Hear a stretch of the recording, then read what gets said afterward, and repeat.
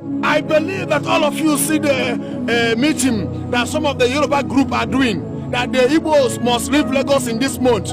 They want to pursue Igbos, take all their property, take all their investment, they use their money to buy in Lagos. Don't tell where these people they plan how Igbos will leave Lagos for them, because they are not happy for the progress of Igbo in Lagos. Mekoloba pastor, they called him meeting in his village. They are doing meeting against the Igbos, that Igbos have bought everywhere in Lagos.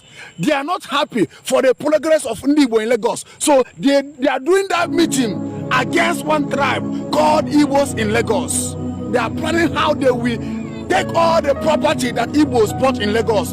That is why they are demolishing all these houses, shop, and anyone where they demolish, they will take it. Any house where they demolish, they will take it from Igbos.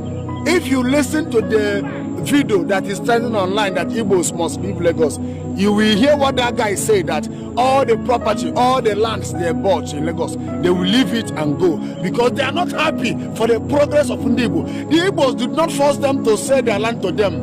Igbos use their money to buy land, to do investment in their land. The Igbo no force them. Now they are planning how they will collect that way Igbo buy.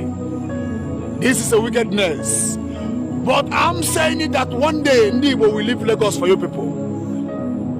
They are not happy for the progress and the success of their fellow Nigeria if they say that we are one Nigeria. Why are they planning evil against the Igbos? Because the Igbos has used their money to buy all the places in Lagos. They are against the Igbos because of the success and the progress of the Igbos. Because Igbo, they say that Igbo have used their money, bought all the places in Lagos. They are not happy. Envy, jealousy. Have you seen the kind of wickedness we are practicing in Nigeria? And tomorrow you are telling me that you are one Nigeria.